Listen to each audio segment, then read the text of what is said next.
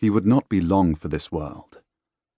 Hunched forward almost 45 degrees, his body braced against the cold January wind, his big tattered coat billowing behind. His legs trembled with each plodding step. The coming dawn did not remove much of the gloominess these public gardens boasted at night.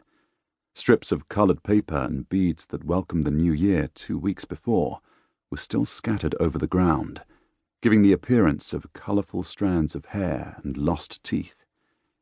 Here was one of the garden squares around London that better classes shunned and appreciated. Shunned because it was a place of blackguards and outcasts. Appreciated because these blackguards and outcasts, collected on the Wapping side of the Thames, kept out of the way of respectable society. When respectable persons did have a need best served in North Woolwich, they believed themselves invisible here.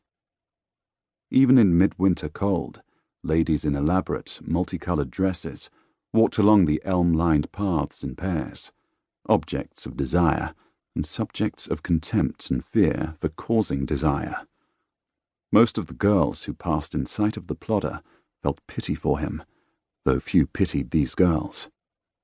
They did not know him. He was no frequenter of these gardens. One thing stood out. Despite his terrible condition and his ratty clothing, the rest of him, his face plump and round, crystal blue eyes, silvering hair, smooth skin, all reeked of easier living somewhere else.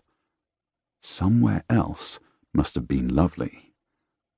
He was like Atlas, stooped, about to lose his grip on the world. The girls kept away, because whatever else the hunchbacked plodder might be, he was in trouble that they could not afford. That explains why none came close enough to hear him utter, "God, have mercy upon me," before his head drooped farther down. A loud crack like a whip followed. Then he was a heap on the ground. Another man approached at a stately pace.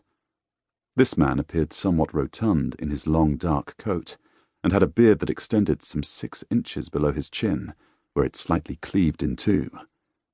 He lowered one knee into the rain-matted grass next to the body. Full red lips quivered from under the black bristles of his moustache. He pressed his strong fingers to his own eyes as he wept.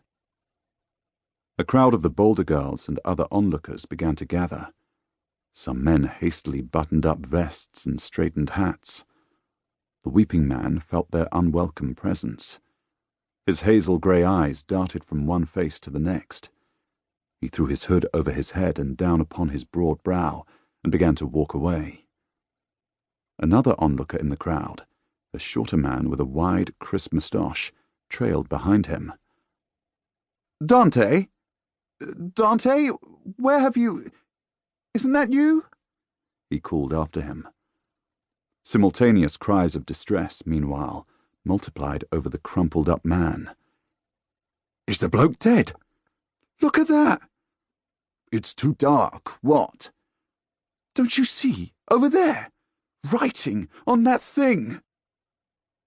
A candle was secured as the sightseers closed in on the spectacle.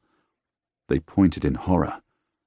The dead man was no hunchback, as he'd appeared from a distance. There was a massive stone that encircled his neck and back. It had put so much pressure on him that it had snapped his neck like a carrot.